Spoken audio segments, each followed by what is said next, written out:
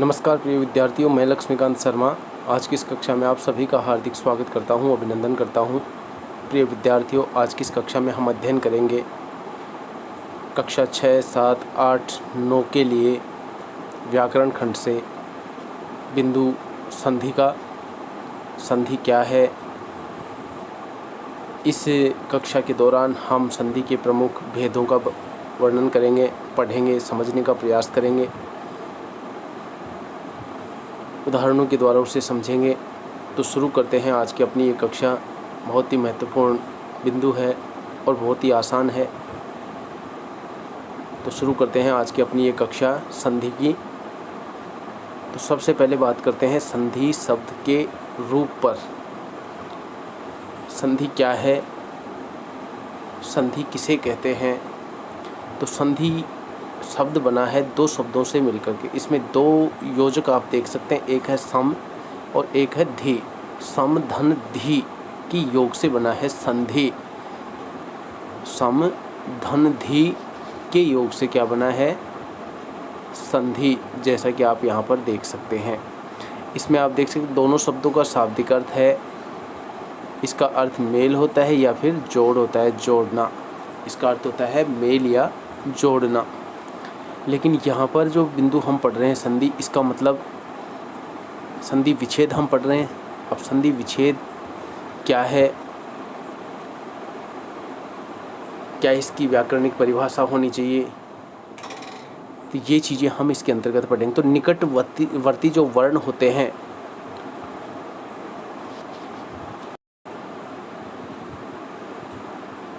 तो सम धन धी शब्द का अर्थ है मेल या जोड़। दो निकटवर्ती वर्णों के परस्पर मेल से जो विकार उत्पन्न होता है, परिवर्तन जो उत्पन्न होता है, वही क्या कहलाता है? संधि कहलाता है। अब ये परिवर्तन क्या है, विकार क्या है, ये हम इस कक्षा के दौरान पढ़ने वाले हैं।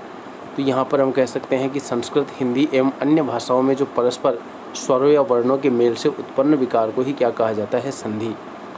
तो अब इसकी व्याकरणिक परिभाषा की यदि बात करें तो व्याकरणिक परिभाषा इसकी हो जाएगी संधि की कि दो निकटवर्ती वर्णों के परस्पर आपसी संयोग से जो विकार उत्पन्न होता है, जो परिवर्तन उत्पन्न होता है, वही क्या कहलाता है? संधि। इसको हम उदाहरण के द्वारा समझने का प्रयास करते हैं। कैसे? आप यहाँ पर देख सकते हैं कि विकार कैसे उत्पन्न होता है, बेहतर तरीके से इसको समझ सकते हैं।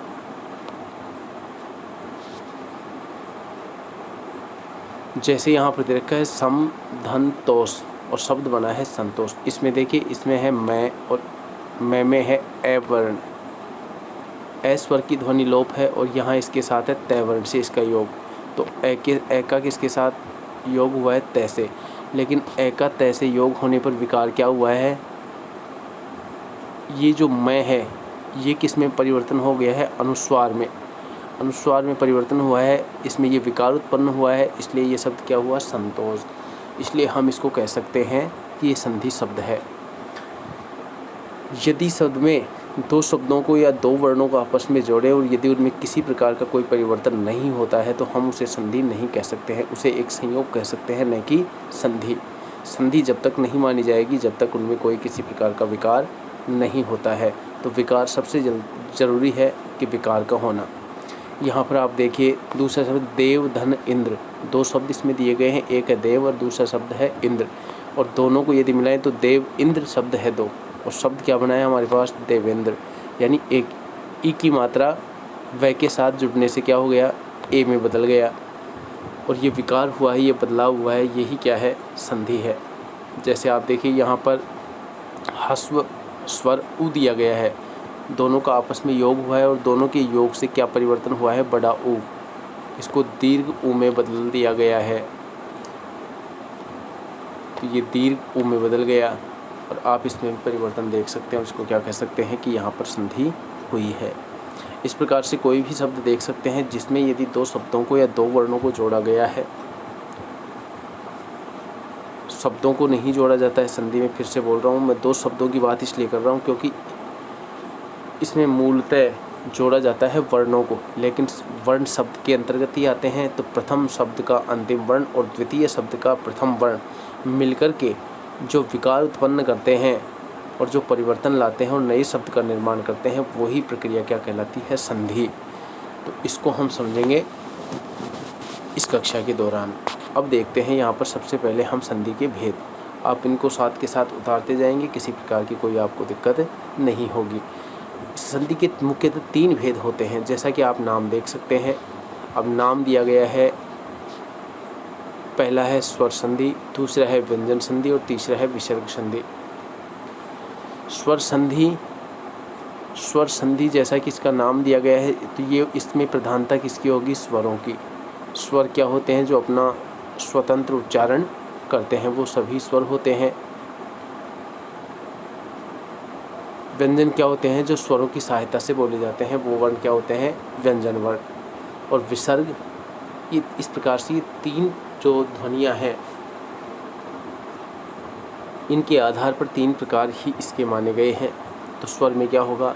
स्वर का स्वर के साथ जो आपसी मेल होता है और उस मेल से जो विकार उत्पन्न होता है, वो तो कहलाता है स्वर संधि। व्यंजन वर्ण का स्वर या व्यंजन अथवा विसर्ग से नहीं, व्यंजन वर्ण का स्वर या व्यंजन वर्ण से आपसी मेल जो होता है और फिर जो विकार उत्पन्न होता है, वो क्या कहलाता है? व्यंजन संधि। और विसर्ग होता है, विसर्ग का स्वर या व्यंजन से आपसी जो विकार होता है और जो नए शब्द का निर्माण होता है, वो कहलाता है विसर्ग संधि। अब इनको हम अलग अलग परिभाषा के आधार पर समझने का प्रयास करेंगे। अलग अलग परिभाषा के आधार पर इसको कैसे समझें,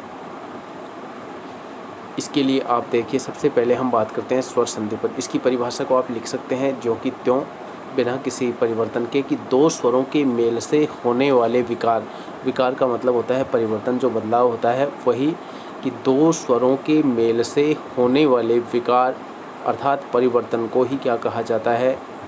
स्वर संधि। जैसे मान लीजिए यहाँ पर एक उदाहरण दिया है, विद्या धन आलय, और शब्द बना है विद्यालय। तो इसमें देखिए 2 स्वरों का मेल कैसे हुआ है, इसमें आ है और आगे भी आ है, और दोनों आ मिल करके क्या बने हैं? दीर्घ आ, और शब्द बना है विद्यालय। तो इस प्रकार जब तक कोई परिवर्तन नहीं होगा, कोई विकार नहीं होगा, तब तक हम उसको संधि का रूप नहीं मान सकते हैं। तो यहाँ पर आप देख सकते हैं इसमें विकार उत्पन्न हुआ है, आप इसको ऐसे परिभाषा के रूप में उतार सकते हैं। स्वर संधि की परिभाषा क्या है? अब स्वर संधि की परिभाषा हमारे सामने उपलब्ध है। तो स्वर संधि के हम भेदों की बात करते हैं कि स्वर संधि के भेद कितने होते हैं। तो स्वर संधि के मुख्यतः 5 भेद होते हैं। 5 भेद क्या क्या होते हैं, इनको आप देख सकते हैं। एक होता है इसमें दीर्घ संधि, गुण संधि, वृद्धि संधि, यण संधि और अयादि संधि। इस प्रकार से स्वर संधि के कुल मिलाकर के 5 भेद माने गए हैं। इन 5 भेदों को कैसे समझें, क्या इनकी विशेषताएं हैं, क्या इनके लक्षण हैं, इसको हम इस कक्षा के दौरान अब पढ़ेंगे और अपनी अभ्यास पुस्तिका में इसका अभ्यास करेंगे।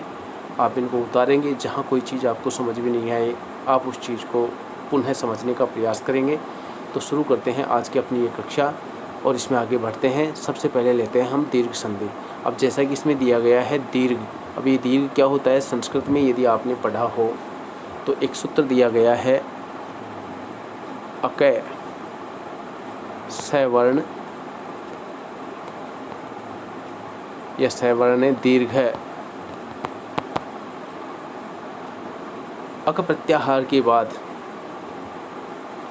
यदि समान वर्ण आता है, समान स्वर वर्ण की आवृत्ति होती है, तो दोनों के विकार से जो मेल उत्पन्न हो, जो विकार परिवर्तन उत्पन्न होगा, वो क्या कहलाएगा? दीर्घ। दोनों मिलकर के क्या हो जाते हैं? दीर्घ। जैसे मान लीजिए अकार, ए के आगे ए आए या आए, ई के आगे ई आए या बड़ी ई आए, ऊ के आगे चाहे लघु ऊ आए या दीर्घ ऊ आए, मिलकर के जब दीर्घ वर्ण बन जाते हैं तो वही दीर्घ संधि कहलाती है। कैसे? हम इसकी एक परिभाषा के रूप में अगर लिखना चाहें कि दीर्घ संधि की परिभाषा क्या है, तो उसको आप लिख सकते हैं। दीर्घ संधि की परिभाषा अकय सवर्णे दीर्घ है। अर्थात संस्कृत में हमने ये परिभाषा पढ़ी, संक्षिप्त है और इससे स्पष्ट भी हो जाता है कि इसकी परिभाषा क्या होगी। तो अर्थात इसका मतलब क्या होगा? अक प्रत्याहार के बाद उसका सवर्ण आए, अक प्रत्याहार के बाद यदि उसका सवर्ण आए तो दोनों मिलकर के दीर्घ बन जाते हैं। ये तो हो गई इसकी परिभाषा। कैसे? इसको आप इस परिभाषा के दौरान ही समझते थे। ह्रस्व या दीर्घ, ह्रस्व क्या होते हैं? यहाँ पर आप इसको एक बार समझ सकते हैं। ह्रस्व होता है जैसे ए, ई, उ, ये है ह्रस्व वर्ण। दीर्घ वर्ण क्या है? आ, ई और उ, ये हो गए दीर्घ, ये हो गए दीर्घ वर्ण। तो यहाँ पर परिभाषा में क्या देखिए कि ह्रस्व या दीर्घ ए, ई, उ, चाहे ये ह्रस्व हो चाहे दीर्घ हो, इनके आगे यदि ई, उ के बाद यदि ह्रस्व या दीर्घ ए, ई, उ आए, यदि इस वर्ण के बाद वही वर्ण आए, चाहे वो रूप कैसा भी हो, ए के बाद में चाहे ए आए या आए, ई के बाद में चाहे छोटी ई आए चाहे बड़ी ई आए, उ के बाद में चाहे छोटा उ आए चाहे बड़ा उ आए, तो दोनों मिलकर के क्या हो जाते हैं? दीर्घ वर्ण आ, ई और उ। तो दोनों मिलकर के दीर्घ हो जाते हैं, जैसा कि परिभाषा में दे रखे आ, ई और उ हो जाते हैं।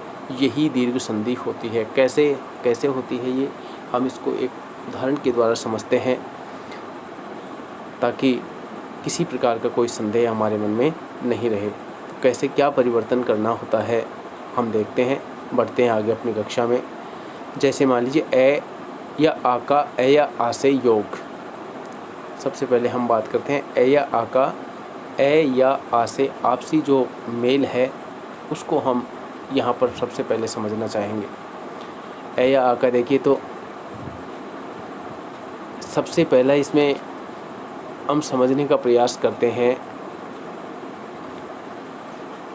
ए का ए से, यानी ह्रस्व ए और ह्रस्व ए दोनों मिलकर के आ बनते हैं। कैसे? जैसे धर्म शब्द दिया गया है और एक दिया गया है अर्थ। धर्म, धन, अर्थ। धर्म में मैं दे रखा है, तो मैं में कौन सा स्वर की ध्वनि लोप्त है? ए की। इसके आगे कौन सा स्वर दे रखा है? ए दे रखा है। अब दोनों में ए है और दोनों मिलकर के क्या बने हैं? आ। आप इसमें देख सकते हैं धर्म में ए स्वर है और आगे ए स्वर दिया गया है और दोनों मिलकर के सब वर्ण बने हैं आ। जैसे धर्मार्थ, तो आ की मात्रा किस पे आएगी? प्रथम शब्द के अंतिम वर्ण पर जो विकार उत्पन्न होगा वो हम देख सकते हैं। तो यहाँ पर ये शब्द क्या बना? धर्मार्थ। इसी प्रकार जैसे मान लीजिए ए का संयोग हम आ से करें, ए का संयोग आ से करें, इसका तो भी क्या बनेगा? आ। जैसे देखिए हिम में मैं अंतिम वर्ण है और अंतिम वर्ण मैं दिया गया है, तो इसमें कौन सा स्वर वर्ण छिपा हुआ है? ए ध्वनि।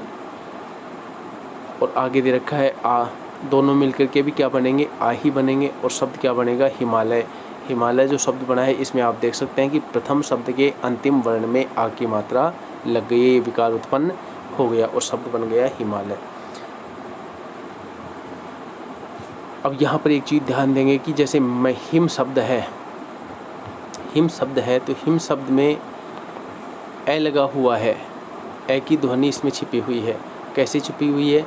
क्योंकि मैं हलंत और ए मिलकर के क्या बनाया है? मैं। तो इसमें ए की ध्वनि छिपी हुई है क्योंकि स्वर व्यंजन वर्ण स्वतंत्र वर्ण नहीं होता है, उसको अपनी ध्वनि उच्चारित करने के लिए स्वर वर्णों पर आश्रित रहना पड़ता है, या स्वरों के संयोग से स्वरों के साथ मिलकर के वो अपना स्वरूप स्पष्ट करते हैं, अपनी ध्वनि स्पष्ट करते हैं। तो यहाँ पर आप देख सकते हैं, तो हिम में एक ए छिपा हुआ है और इसके आगे दिया है आ, और दोनों मिलकर के बने हैं आ, और उसका रूप देख सकते हैं प्रथम शब्द के अंतिम वर्ण पर, और शब्द बना है हिमालय। इसी प्रकार जैसे मान लीजिए ए का आ से दोबारा और ले हम एक उदाहरण, तो जैसे पुस्तक, तो कै में भी क्या है? ए की ध्वनि छिपी हुई है और आगे आ दे रखा है और दोनों मिलकर के बने हैं आ। अब आ बने हैं तो आ की मात्रा किस पे आ जाएगी? कै वर्ण पर, तो शब्द क्या बन गया? पुस्तकालय। आप यहाँ पर विकार देख सकते हैं, इस विकार के द्वारा आप समझ सकते हैं। तो संधि जब तक नहीं मानी जाएगी जब तक उसमें किसी प्रकार का कोई विकार नहीं होगा, विकार उत्पन्न नहीं होगा तो वो संधि नहीं मानी जाएगी। आप इस उदाहरण में आप देख सकते हैं।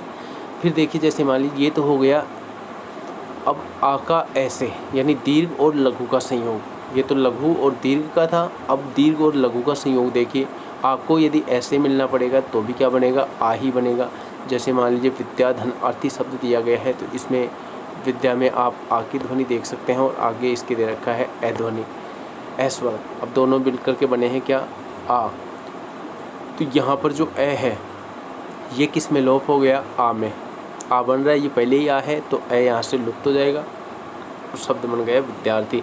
ये विकार आप इसमें देख सकते हैं, क्योंकि आ बनना है, जब पहले ही आ की मात्रा दी गई है तो ये ए लोप हो गया, क्योंकि ये इसी में समाहित हो गया।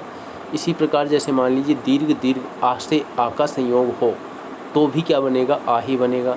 जैसे देखिए विद्याधन आलय, इसमें भी आप देख सकते हैं आ है और आगे भी क्या दिया है, आ। अब दोनों आ है तो भी मिलकर के क्या बनेंगे, आ ही बनेंगे। इसलिए एक आ का लोप हो जाएगा, क्योंकि आ की मात्रा पहले ही प्रथम शब्द के अंतिम वर्ण में दी गई और शब्द बन गया विद्यालय। और इस प्रकार से इस लोप को आप समझ सकते हैं। तो यहाँ ये उदाहरण आप बेहतर तरीके से समझ सकते हैं। आप अपने हिसाब से इसको उतार सकते हैं, समझ सकते हैं। जैसे ए का स्वरूप हमने उदाहरण के द्वारा यहाँ पर समझा, उसी प्रकार हम ई को भी समझ सकते हैं। चाहे ए हो, ई हो या ऊ हो, इनके रूप चाहे ह्रस्व हो चाहे दीर्घ हो, आपस में यदि ये सवर्ण आते हैं, सवर्ण का मतलब होता है जो वर्ण प्रथम शब्द के अंतिम वर्ण में आया है वही वर्ण द्वितीय शब्द के प्रथम वर्ण में आए, तो वो होता है सवर्ण, यानी वही वर्ण आगे मिल जाए। तो जैसे ई के साथ हम इसको समझना चाहें तो कैसे समझ सकते हैं, ई और ई दोनों ई मिलकर के, छोटी ई हो या बड़ी ई हो, लघु या ह्रस्व, दीर्घ लघु या दीर्घ, ह्रस्व, कोई सा भी रूप हो, दोनों मिलकर के बड़ा ही बनाएंगे रूप, दीर्घ ही बनाएंगे। जैसे रवि धन इंद्र, इसमें लघु ई है और आगे भी लघु ई दिया गया है, दोनों मिलकर के क्या बन रहे हैं, दीर्घ ई, और शब्द बना रविंद्र। तो प्रथम शब्द का अंतिम वर्ण, इस पे मात्रा कैसी हो गई, दीर्घ। ये ई यहाँ से गायब और इसकी मात्रा प्रथम शब्द के अंतिम वर्ण पर लगी। ये विकार यहाँ पर आप देख सकते हैं और शब्द हमारे पास क्या बन गया, रविंद्र। इस प्रकार से आप इसको समझ सकते हैं। इसी प्रकार जैसे मान लीजिए मुनि धन इंद्र, इसी प्रकार आप इसको भी समझ सकते हैं, मुनि धन इंद्र। मुनि शब्द इसमें दिया गया है, इसमें लघु ई और आगे फिर लघु ई, दोनों के योग से कौन सी ई बनेगी, दीर्घ ई। दीर्घ ई का रूप बनेगा। अब दीर्घ ई का रूप बनेगा तो दीर्घ ई की मात्रा किस पे आएगी, प्रथम शब्द के अंतिम वर्ण पर, यानी मुनि शब्द जो दिया गया तो मुनीन्द्र हो जाएगा और शब्द क्या बना है, मुनीन्द्र। आप देख सकते हैं यहाँ पर मात्रा दीर्घ हुई है और ये विकार उत्पन्न हुआ है, इसलिए हम इसको क्या कह सकते हैं, यहाँ पर दीर्घ संधि का प्रयोग हुआ है। अब मान लीजिए ये तो थी लघु ई का लघु ई से संयोग और दोनों मिलकर के बनते हैं दीर्घ। अब देखें कि लघु और दीर्घ का आपसी संयोग हो तो भी दीर्घ ही बनेगा। कैसे, जैसे गिरी धन ईस, इसमें लघु ई और आगे है दीर्घ ई, दोनों मिलकर के बन रहे हैं दीर्घ ई। कैसे बन रहे हैं, दीर्घ ई का जो स्वरूप है वो आप प्रथम शब्द के अंतिम वर्ण पर देख सकते हैं, मात्रा उस पर बड़ी हो गई है और शब्द बन गया गिरीश, आप इसमें देख सकते हैं।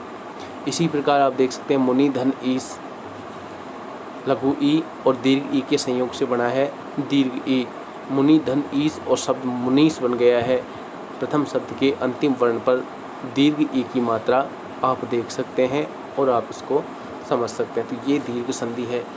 यदि तीसरा उदाहरण हम इसमें देखना चाहें तो दीर्घ ई और लघु ई के संयोग से कौन सा विकार उत्पन्न होगा, दीर्घ ई के रूप में ही ये बदलेगा।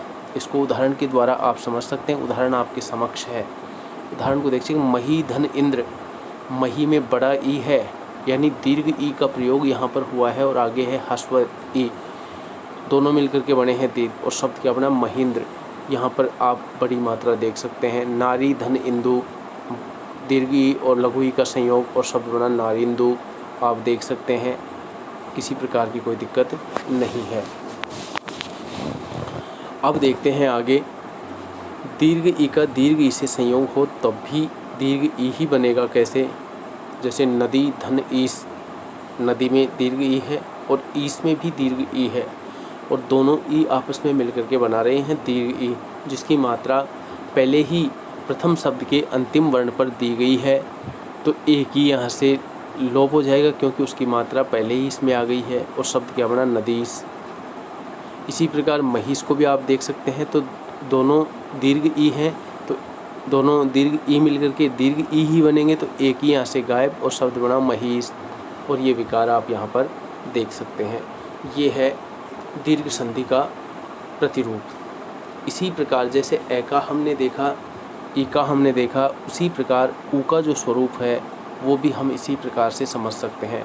ऊ में क्या परिवर्तन होता है, यदि लघु ऊ और दीर्घ ऊ का आपस में संयोग होता है तो दोनों मिलकर के दीर्घ ऊ बनते हैं। लघु का लघु से होगा तो दीर्घ बनेगा, लघु दीर्घ का योग होगा तो दीर्घ बनेगा, या दीर्घ लघु का योग होगा तो भी दीर्घ ही बनेगा। कैसे, हम इसको भी उदाहरण के द्वारा समझ सकते हैं। यहाँ से आप इसको उतार सकते हैं, उतार नहीं सकते हैं तो आप अपने समझ के लिए आप समझ सकते हैं। तो आशा है आपको ये चीज़ें समझ में आ रही होंगी। अब बढ़ते हैं हम आगे ऊ के साथ इसके प्रयोग को समझने के लिए। ऊ के साथ इसका प्रयोग समझें तो देखिए, लघु ऊ का लघु ऊ से जब संयोग होता है तो दोनों मिलकर के बनते हैं दीर्घ ऊ के रूप में। जैसे देखिए, भानुदय शब्द एक दिया गया है यहाँ पर, भानुदय, तो इसमें लघु ऊ है और आगे भी लघु है और दोनों के योग से बना है दीर्घ ऊ।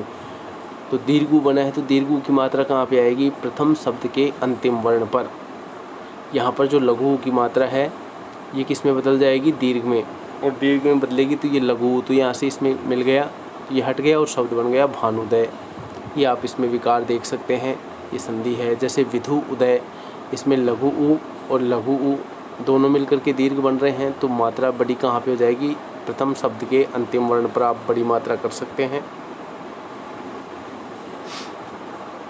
और शब्द यहाँ पर बन गया विधुदय। इसी प्रकार मान लीजिए लघु ऊ का दीर्घ ऊ से जब संयोग होता है तो भी दोनों मिलकर के क्या बनेंगे, दीर्घ ही बनेंगे।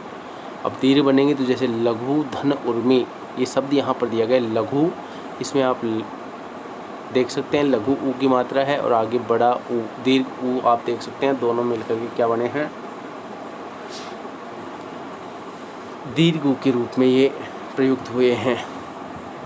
अब दीर्घ ऊ के रूप में प्रयुक्त हुए हैं तो दीर्घ ऊ की मात्रा कहाँ पे आएगी, प्रथम शब्द के अंतिम वर्ण पर। तो लघु तो हो जाएगा बड़ा और ऊ यहाँ से ये लोप हो जाएगा और आगे मी ऐसे कैसे आ जाएगा, और आप देख सकते हैं लघुर्मी शब्द हमें प्राप्त होता है। इसी प्रकार आप सिंधु धन उर्मी से समझ सकते हैं, इसमें लघु ऊ और दीर्घ ऊ का आपसी संयोग है तो ये दीर्घ ऊ की मात्रा कहाँ पे आएगी, प्रथम शब्द के अंतिम वर्ण पर यानी धू पर। तो धू की मात्रा हो जाएगी बड़ी और ये धू यहाँ से हो जाएगा गायब और शब्द बनेगा सिंधुर्मी, और आप इसको देख सकते हैं, ये है दीर्घ संधि का रूप। इसी प्रकार आप दूसरा उदाहरण देख सकते हैं, दीर्घ ऊ का लघु ऊ से जब संयोग होता है तो भी दोनों मिलकर के क्या बनते हैं, दीर्घ ऊ ही बनते हैं। दीर्घ ऊ का रूप ही, प्रतिरूप ही ये बनाते हैं। कैसे, जैसे वधू धन उत्सव, तो इसमें है दीर्घ ऊ और इसका संयोग हुआ है लघु ऊ से। अब यहाँ पर ये विकार उत्पन्न होगा तो कहाँ पे होगा, प्रथम शब्द के अंतिम वर्ण पर। अब अंतिम वर्ण पर यहाँ पर मात्रा कैसी होगी, दीर्घ। दीर्घ मात्रा होने का मतलब है कि बड़े ऊ की मात्रा। तो जब पहले ही यहाँ बड़े ऊ की मात्रा दी गई है तो यहाँ पर ये जो छोटा ऊ है, लघु ऊ है, इसका लोप हो जाएगा और शब्द क्या बन जाएगा, वधुत्सव। आप देख सकते हैं। जैसे दूसरा इसमें देखो वधु धन उल्लेख यहाँ पर दिया है, तो ये दीर्घ ऊ है और आगे है लघु ऊ, दोनों मिलकर क्या बनेंगे, दीर्घ ऊ। अब दीर्घ ऊ यदि बनेंगे तो ये ऊ की मात्रा कहाँ पे आएगी, प्रथम शब्द के अंतिम वर्ण पर। जैसा कि पहले ही यहाँ पर बड़ी दी गई है तो छोटा ऊ यहाँ से गायब हो जाएगा, लोप हो जाएगा और शब्द क्या बन जाएगा, वधुल्लेख, और आप इसको समझ सकते हैं। ये होता है विकार, और इस प्रकार से आपसे संयोग से बनते हैं ये शब्द दीर्घ। जैसे आगे देख सकते हैं, दीर्घ ऊ का दीर्घ ऊ से यदि संयोग हो तो क्या बनेगा, क्या विकार उत्पन्न होगा। यदि दीर्घ ऊ का दीर्घ ऊ से संयोग हो तो भी दोनों मिलकर के दीर्घ ऊ का ही रूप बनाएंगे, उसी का प्रतिरूप बनाएंगे। जैसे भू धन ऊर्ध्व, इसमें दीर्घ ऊ और आगे भी दीर्घ ऊ दिया गया है, दोनों बनकर के क्या बनेंगे, दीर्घ ऊ। अब दीर्घ ऊ बनेंगे तो ये पहले ही दीर्घ दिया गया है तो एक दीर्घ यहाँ से गायब हो जाएगा, हटा दिया जाएगा और शब्द हो जाएगा भूर्ध्व। आप देख सकते हैं ये विकार है, ये परिवर्तन हुआ है, इसलिए यहाँ पर ये संधि है। जैसे दूसरे वधु धन ऊर्जा, इसमें दीर्घ ऊ है और आगे भी दीर्घ ऊ है। अब दोनों मिलकर क्या बनेंगे, दीर्घ ऊ के रूप में ही ये प्रयुक्त होंगे। अब दीर्घ ऊ के रूप में प्रयुक्त होंगे तो दीर्घ ऊ तो ये पहले से ही है, तो एक दीर्घ ऊ यहाँ से गायब हो जाएगा और शब्द बन जाएगा वधूर्जा। तो आशा है आपको दीर्घ संधि को समझने में किसी प्रकार की कोई दिक्कत नहीं होगी, आप दीर्घ संधि को बेहतर तरीके से समझ सकते हैं। इसके उदाहरणों को लिख सकते हैं, समझने का प्रयास कर सकते हैं। बहुत से विद्यार्थी हैं जिनको शायद ये वीडियो पसंद नहीं आते हैं, इसलिए फिर भी वो बेचारे मजबूर हैं, देखते हैं इसको। तो उनको बाध्य नहीं कर रहा हूँ कि वो अपनी प्रतिक्रिया दें। यदि पसंद नहीं आता है तो वो मजबूर न हों, नहीं देखें। और यदि समझ में आ रहा है और बढ़िया लग रहा है तो आप इसको देखें, समझें और अपनी प्रतिक्रिया ज़रूर दें। फिर भी यदि किसी को व्यक्तिगत रूप से मुझसे कुछ संपर्क करना हो, पूछना हो, तो मेरे संपर्क नंबर लगभग आप पूर्व कक्षाओं में डिस्क्रिप्शन में देख भी सकते हैं। वहाँ पर मैंने नंबर भी डाल रखे हैं। वीडियो शुरू होता है तो वहाँ भी आप देख सकते हैं, नंबर दिए हुए हैं। आप वहाँ भी आप मेरे नंबर डायल करके मेरे से बात कर सकते हैं यदि कोई समस्या हो तो आगे बढ़ते हैं और अपनी कक्षा को शुरू करते हैं। तो ये थी अपनी दीर्घ संधि। इसके बाद में हम दूसरा रूप पढ़ते हैं गुण संधि का। अब गुण संधि होती क्या है, गुण संधि को हम समझें।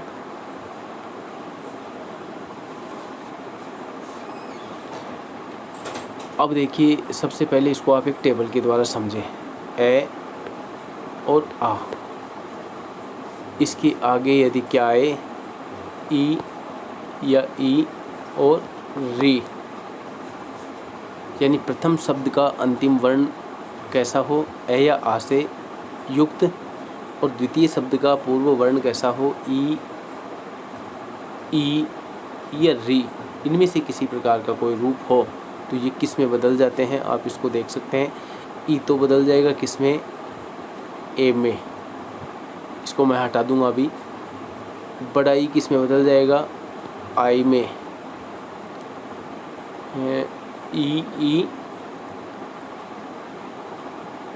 ई और ई तो मिलकर के किस में बदल जाएंगे, ए में। और यहाँ पर देखिए, क्षमा करना, थोड़ा सा मैंने गलत बना दिया, तो दोबारा से यहाँ पर मैं इसको लिख रहा हूँ। आप इसको समझने का प्रयास करें। यानी ए और आ, इसके आगे हो ई, चाहे लघु हो या दीर्घ हो, ऊ लघु हो या दीर्घ हो, और री।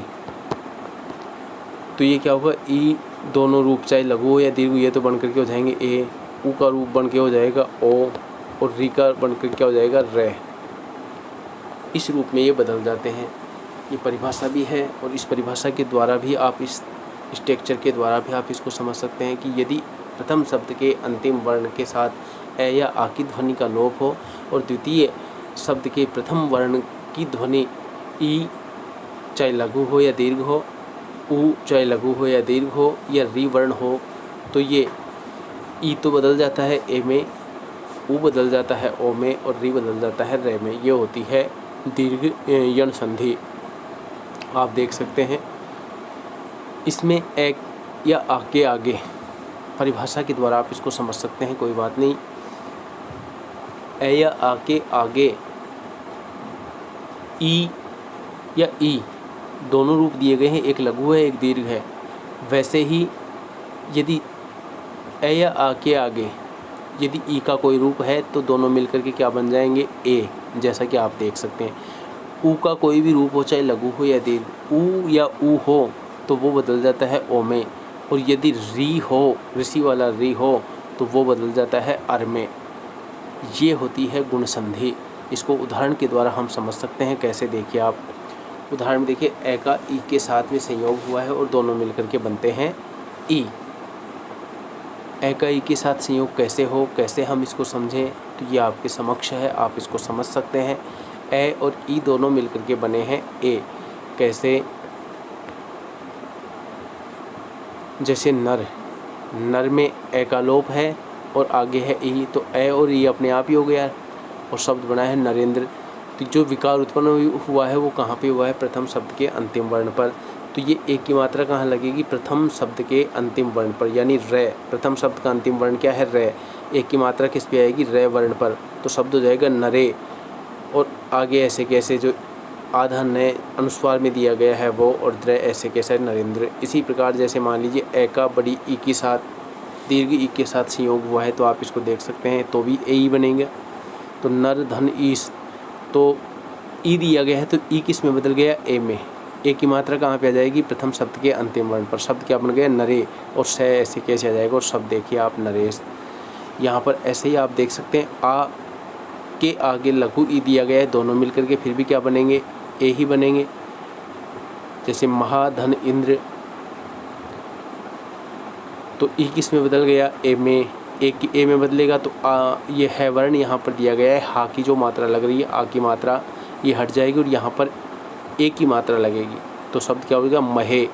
ई यहाँ से लोप हो जाएगा और इंद्र ऐसे कैसे हो जाएगा, और शब्द हमारे को प्राप्त होगा महेंद्र, जो कि विकार के साथ आप देख सकते हैं। उसी प्रकार यहाँ देख सकते हैं आ के साथ में यदि दीर्घ ई का योग हो, संयोग हो, तो भी ये दोनों मिलकर के कैसा रूप प्रतिरूप बनाएंगे, दीर्घ नहीं, यहाँ पर आ और ई के संयोग से यदि दोनों मिलेंगे तो भी ये क्या बनेंगे, एक का ही रूप बनाएंगे। जैसे महाधन ईस, तो यहाँ पे आ देख सकते हैं महा में, और आगे दीर्घ ई दे ही रखा है, दोनों के योग से जब दोनों का संयोग हुआ है तो ई किस में बदल गया, ए में। ई ए में बदलेगा तो ए की मात्रा कहाँ पे चली जाएगी, प्रथम शब्द के अंतिम वर्ण पर। प्रथम शब्द का अंतिम वर्ण क्या है वर्ण। है वर्ण के साथ आ की मात्रा है, आ की मात्रा का लोप होगा और ए की मात्रा इसके साथ लगेगी। ए की मात्रा इसके साथ लगेगी तो शब्द हो जाएगा महे। ई बदल गया है ए में तो ई यहाँ से लोप और स ऐसे कैसे हो जाएगा, और शब्द बनेगा महेश। आप इसको देख सकते हैं, इसी प्रकार से आप इसमें देख सकते हैं।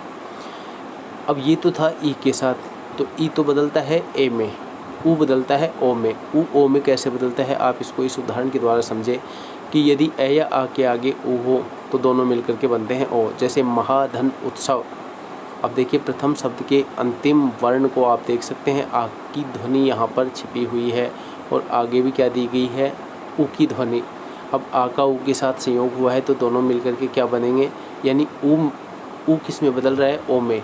तो ओ में बदलेगा तो ओ की मात्रा कहाँ पे जाएगी, प्रथम शब्द के अंतिम वर्ण पर। अंतिम वर्ण यहाँ पर क्या दिया गया है, हा। तो है वर्ण के साथ में आ की ध्वनि छुपी हो तो आ की ध्वनि का लोप होगा और ओ की ध्वनि है के साथ जुड़ेगी और शब्द बनेगा महो। तो ऊ यहाँ से बदल चुका है, ऊ की मात्रा कहाँ पे आ चुकी है, पहले शब्द के अंतिम वर्ण पर। तो ऊ यहाँ से गायब, उसकी मात्रा है वर्ण पर आ चुकी है, महो शब्द बन गया है। और आगे सब ऐसे कैसे आ जाएगा, ऊ को लोप कर देंगे और सब ऐसे कैसे हो जाएगा, तो शब्द बन गया महोत्सव। आप देख सकते हैं। इसी प्रकार यदि ए के आगे दीर्घ ऊ हो तो भी दोनों मिलकर के जो ऊ रूप है वो ओ के रूप में बदल जाता है। कैसे, जल धन ऊर्मी, जल में ए की ध्वनि है और ऊर्मी में दीर्घ ऊ का रूप है, तो ये ऊ किस में बदलेगा, ओ में। ओ में बदलेगा तो मात्रा कहाँ पे जाएगी, प्रथम शब्द के अंतिम वर्ण पर।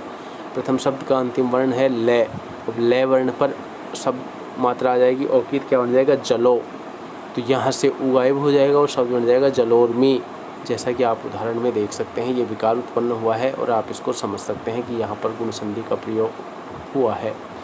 उसी प्रकार मान लीजिए दीर्घ आ का दीर्घ ऊ के साथ संयोग हो तो भी ओ के रूप में ही बदलेगा ये ऊ। कैसे, जैसे महाधन ऊर्मे, आ का ऊ के साथ योग है तो ऊ बन गया ओ।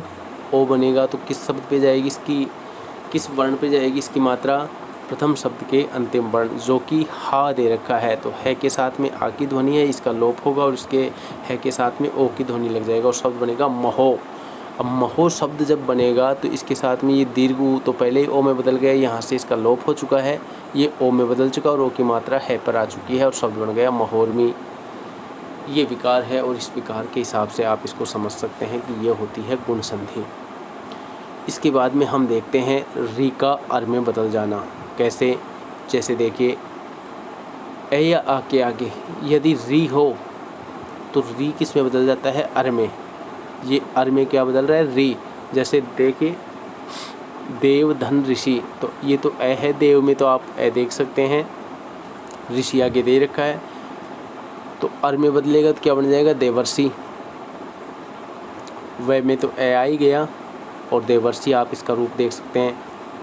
जैसे महर्षि, महाधन ऋषि आ और री के योग से, तो अर में बदलेगा महर्षि। तो महाधन ऋषि, तो अर का लोप इसमें छिपा हुआ है और आप इसको समझ सकते हैं। तो ये होती है दीर्घ यण संधि। इसी प्रकार से जो इसका तीसरा भेद आता है वो होती है वृद्धि संधि। वृद्धि संधि क्या होती है, कैसे हम इस वृद्धि संधि को पहचानें, तो इसके लिए सबसे पहले हमें वृद्धि संधि की परिभाषा पर ध्यान देना है। वृद्धि संधि की परिभाषा, इसको आप इस टेबल के द्वारा समझ सकते हैं।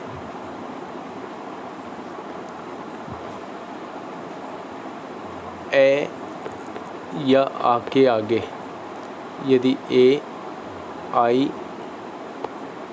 ओ और औ और री वर्ण आए, ए या आ के आगे ए, आई, ओ, औ और री वर्ण आए, तो ए और आई तो मिल जाते हैं, ए और आई किस में बदल जाते हैं, आई में। ओ और औ किस में बदल जाते हैं, औ में। और री किस में बदल जाता है, रे में बदल जाता है। कैसे, आप इसको यहाँ परिभाषा में भी देख सकते हैं। ए का ए या आई से यदि मेल होता है तो ए और आई किस में बदल जाता है, आई में। ए का या आ का यदि ओ और औ से संयोग होता है, मेल होता है, तो ये बदल जाता है औ में। और री के साथ में यदि मेल होता है तो बदल जाता है रे में। कैसे बदल जाते हैं, हम इसको उदाहरण के द्वारा समझने का प्रयास करेंगे। यही वृद्धि संधि कहलाती है। देखिए कैसे, इस परिभाषा को आप उतार लेंगे ताकि आपके ध्यान में रहे और आप इस परिभाषा को समझ सकें। सबसे पहले हम बात करते हैं ए का ए के साथ संयोग करेंगे तो शब्द क्या बन रहा है, इसमें विकार क्या उत्पन्न हो रहा है, आई का विकार उत्पन्न हो रहा है, जो कि आप देख सकते हैं। जैसे एक धन एक, कै में ए है, ये तो समझ गए कि कै में ए कैसे है, क्योंकि व्यंजन वर्ण मैंने पहले भी बताया कि कै का जो वास्तविक रूप है क्या है, हलंत कै, और ए मिलकर के बना है कै। तो अब इसमें आप देख सकते हैं कि कै में क्या है, ए। कोई भी व्यंजन वर्ण हो उसमें स्वर ध्वनि छिपी हुई होती है, इसलिए आप देख सकते हैं। तो कै में तो ए हो गया एक, और इसकी मात्रा और दूसरे शब्द का जो प्रथम वर्ण है वो ए दे रखा है, तो आई की मात्रा किस पे जाएगी, प्रथम शब्द के अंतिम वर्ण पर। प्रथम शब्द के अंतिम वर्ण पर जाएगी तो मात्रा हो जाएगी, शब्द हो गया एक का आई की मात्रा यहाँ पे आ गई और ये एक यहाँ से लोप हो जाएगा और शब्द बनेगा एक एक, आप देख सकते हैं। इसी प्रकार यदि ए का आई से मेल हो तो भी ये किस में बदलेगा, आई में ही बदलेगा। जैसे मत धन ऐक्य, तय में, जैसे कै में जो ए का रूप देखा है वैसा ही आप तय में देख सकते हैं। तो तय में भी आप यही देख सकते हैं, तय हलंत और ए मिल करके बना है तय। तो ए इसमें भी दिया गया है। ए का इसमें किसके साथ हुआ है, आई के साथ, तो आई की मात्रा किस पे आएगी, तय वर्ण पर। तो तय के ऊपर दो मात्रा हो जाएंगी, मतई, मतई आ जाएगा और आई यहाँ से लोप हो जाएगा और ए कैसे कैसे रह जाएगा, मतैक्य शब्द आप देख सकते हैं। इसी प्रकार यदि आ का ए से लोप हो, ये तो ए के साथ था, अब आ के साथ यदि ए का संयोग हो तो भी दोनों मिलकर के क्या बनेंगे, आई। जैसे सदा धन एव, सदा धन एव, सदा में आ का लोप है और ए आगे दे रखा है तो आई में बदलेगा, आई में बदलेगा तो आई की मात्रा किस पे आएगी, प्रथम शब्द के अंतिम वर्ण पर, यानी सदा की जगह क्या हो जाएगा, सदाई। डबल मात्रा यहाँ पर होगी सदाई, ए यहाँ से लोप हो जाएगा और वैसे कैसे हो जाएगा और शब्द बनेगा सदैव। ये विकार आप देख सकते हैं, ये वृद्धि संधि का रूप है। इसी प्रकार आप देख सकते हैं आ का यदि आई के साथ में संयोग हो तो भी दोनों मिलकर के क्या बदलेंगे, आई में ही कन्वर्ट होंगे। कैसे, महाधन ऐश्वर्य, तो आई दे रखा है आ के आगे, तो आई की मात्रा कहाँ पे आएगी, विकार कहाँ पे उत्पन्न होगा, प्रथम शब्द के अंतिम वर्ण पर, और यहाँ पर भी विकार आप देख सकते हैं तो शब्द हो जाएगा महेश्वरीय, जो कि आप देख सकते हैं। इस प्रकार से आप इसको समझ सकते हैं। यानी ये तो था ए का ए के साथ में जो विकार है वो। अब ए का या आ का ओ या औ के साथ विकार देखिए किस प्रकार से वो औ के रूप में बदलते हैं। तो देखिए ए का यदि ओ के साथ में संयोग होता है तो दोनों मिलकर के बनते हैं अव। जैसे वन धन औषधि, ए है, ने में ए का लोप है, न में ए है और आगे औ दे रखा है, तो औ की मात्रा किस पे आएगी? न पे। तो न पर लगाएंगे तो नौ हो जाएगा, वनौ। ओ यहाँ से लोप हो जाएगा और सधी ऐसे कैसे हो जाएगा और शब्द बनेगा वनौषधि। इसी प्रकार से आप देख सकते हैं आ का ओ के साथ यदि संयोग हो तो भी दोनों मिलकर के औ बनेंगे। जैसे महाधन औषधि, इसमें आ देख सकते हैं और आगे औ देख सकते हैं। औ की मात्रा किस पे आ जाएगी? प्रथम शब्द के अंतिम वर्ण पर, यानी है पर आएगी, तो शब्द बन गया महो। ओ का यहाँ से लोप हो गया क्योंकि ये तो यहाँ पे आ चुका है, और सधी ऐसे कैसे जाएगा और शब्द बनेगा महोस्ती। इसी प्रकार आप देखिए ए का औ के साथ में यदि लोप हो, संयोग हो, तो कैसे विकार उत्पन्न होगा। जैसे परम धन औषध शब्द दिया गया है, परम धन औषध, तो परम में मैं में ए की ध्वनि है और इसका संयोग किसके साथ हुआ है? औ का। अब औ के साथ में आया है या ए या के आगे औ दिया गया है, तो औ ही में ये बदलेगा। तो औ की मात्रा किस पे आएगी? प्रथम शब्द के अंतिम वर्ण पर। तो परम है तो ये शब्द क्या बन जाएगा? परमौ।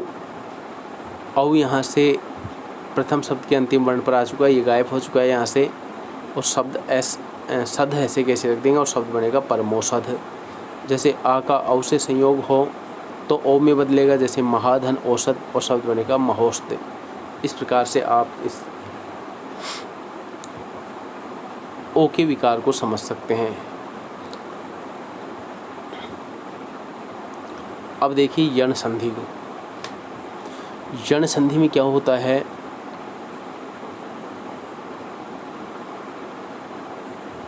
ई या ऊ के आगे, ई या ऊ के आगे किसी विजातीय स्वर का आगम हो,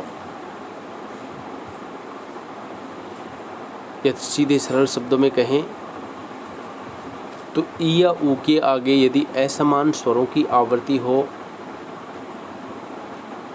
यदि असमान स्वर आए तो ई तो बदल जाता है ये में, ऊ बदल जाता है व में। ये भी कौन सा? हलंत ये, जैसा कि आप देख सकते हैं, और ऊ बन जाता है हलंत व में। कैसे बदल जाता है इसको हम देखें। यहाँ पर यही है यण संधि में कि ऊ के आगे किसी विजातीय स्वर क्या होते हैं? यानी असमान स्वर होते क्या हैं? अब जैसे मान लीजिए ऊ के असमान स्वरों की बात करें तो आगे के जो स्वर हैं वो सभी इसके असमान हैं, और इसके पीछे जो सभी दिए गए हैं वो भी क्या है? इसके असमान। समान स्वर कौन से हो गए? ऊ के आगे यदि ऊ होता तो समान स्वर होता, ऊ और ऊ को छोड़ करके सभी असमान हैं। वैसे ही ई के साथ यदि असमान स्वर की बात करें तो ई के असमान स्वर कौन से हैं? ई को छोड़ करके बाकी सारे के सारे जो स्वर वर्ण हैं वो ई के असमान वर्ण हैं। तो यहाँ पर यही तो बात करें कि ई या ऊ के आगे यदि कोई असमान स्वर वर्ण आए तो ई तो ये में बदल जाता है, ऊ ए में बदल जाता है। और री के आगे यदि मान लीजिए कोई असमान स्वर आए तो वो बदल जाता है रे में। वो रे में कैसे बदलता है?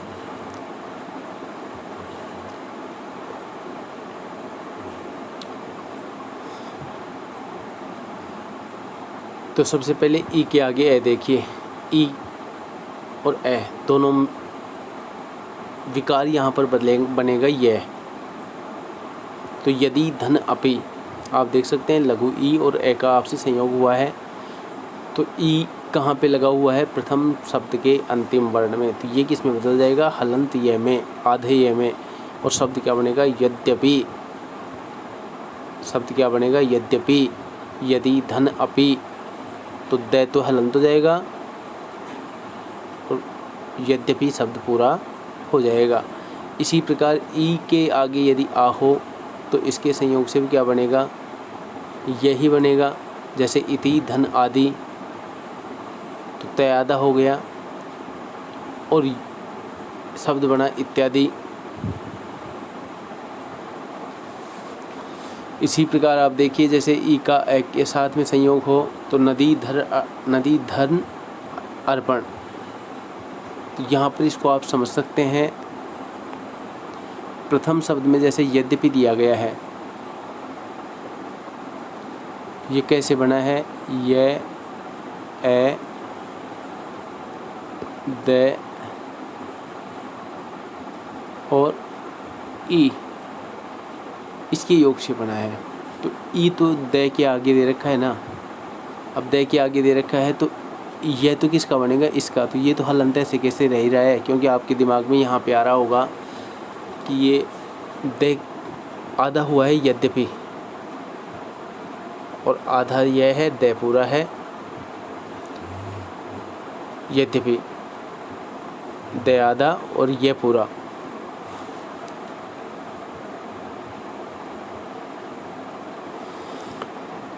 इसी प्रकार आप देखिए ई के आगे आता है तो भी ये में बदलेगा, जैसे देवी आगमन,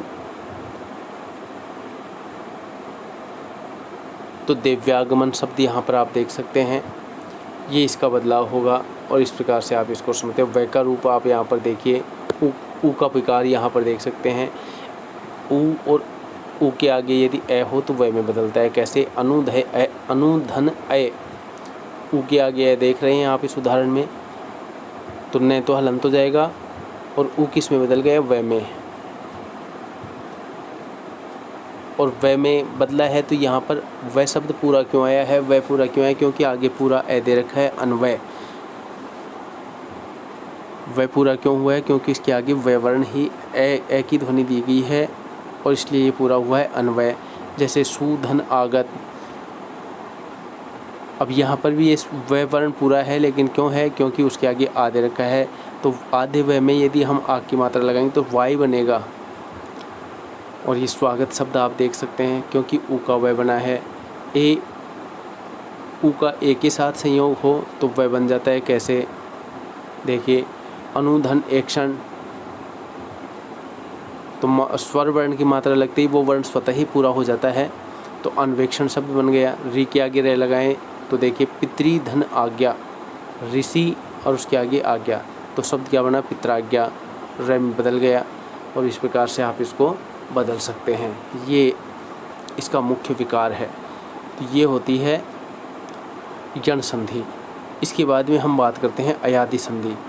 अयादि संधि में क्या होता है? ए आई, समझने का प्रयास करें, ए आई ओ औ के अलावा यदि कोई भी असमान स्वर आता है तो ए तो बदल जाता है आई में। जैसे आप यहाँ पर परिभाषा में देख रहे हैं ए, तो ये किसमें? क्रम से आए, आय, आव और आव में बदल जाते हैं। तो ए तो बदल गया आई में, आई बदल गया आय में, ओ बदल गया औ में और औ बदल गया आव में। और यही होती है अयादि संधि। कैसे बदलते हैं ये आय, आय, औ, आव में? इसको आप देख सकते हैं। जैसे ए के आगे यदि ए हो तो आय, जैसे ने धन अन, नयन शब्द यहाँ पर दिया गया है, तो नयन शब्द को आप एक बार देखिए, न हलंत ए इसके साथ में पूरा, फिर ये ए ने और ने के आगे ए। अब इसमें आप देख सकते हैं ए, नयन, ये शब्द खुला है, इसमें दे रखा है ए। अब जब ए दे रखा है तो ए बल करके किस में बने? इसकी मात्रा क्या बनेगी? ए आ रहा है तो उसके ऊपर मात्रा लगेगी एक की, एक की मात्रा लगेगी तो एक की मात्रा किस पे लगेगी? न पे। तो शब्द क्या बनेगा? ने धन अन। अब इसमें आय देखिए, गई धन अक, गायक, गायक को उच्चारण करें तो भी आ रहा है आय। अब गायक आ रहा है तो गायक में आय आ रहा है, तो आय आ रहा है तो मात्रा कौन सी आएगी? आय की। तो आय की मात्रा कहाँ पे आएगी? गय पे, और गायक शब्द बनेगा गयक, गई धन अक, गायक।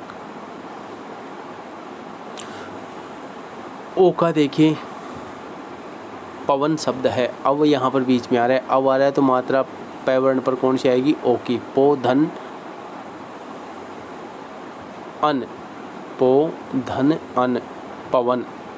इसी प्रकार पावक शब्द है तो इसमें आवार है तो मात्रा किसकी आएगी, औ की। पावक, पौ धन अक, पावक। इस प्रकार से यदि कोई भी इनके अलावा यदि वर्ण दिया गया हो, ए आई ओ औ के अलावा इनको छोड़कर यदि कोई दूसरा असमान स्वर आए तो ए आई में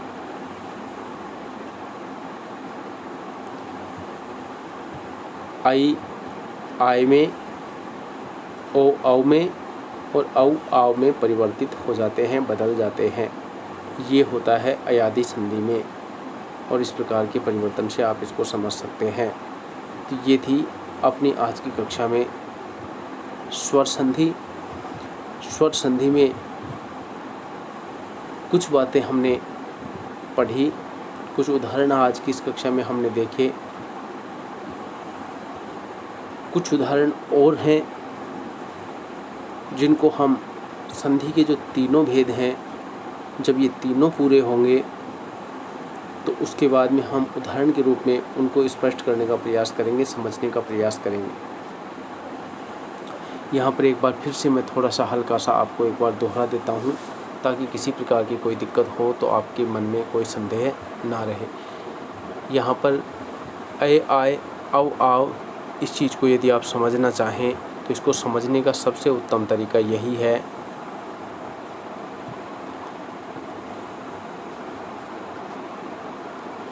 मैं यहाँ पे लिखता हूँ। जैसे नयन शब्द दिया है, अब मान लीजिए हमें पूछे कि नयन शब्द का संधि विच्छेद क्या होगा, इसमें कौन सी संधि है, तो आप इस शब्द को खोल करके देख लीजिए। तो न इसमें हलंत है, इसके आगे ए मिल लगा है, तब न बना है, तब पूरा न बनता है।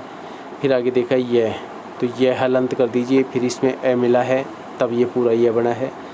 फिर आगे देखिए न दे रखा है, तो न आलंत और आगे ए। अब शब्द को खोलने पर हमें कौन सा प्रारूप प्राप्त हुआ, न ए। तो ऐ आ रहा है और ऐ आ रहा है, तो ऐ के साथ में मात्रा लगेगी ए की। ए की मात्रा किस पे आएगी, न वर्ण पर। अब न वर्ण पर ए की मात्रा आएगी तो शब्द बन गए, वर्ण बन गया ने। और आगे ऐसे कैसे आप इसको रख दीजिए, अन, ने धन अन बना नयन। ये तो लोप होकर के किस में बदल गया, ए में।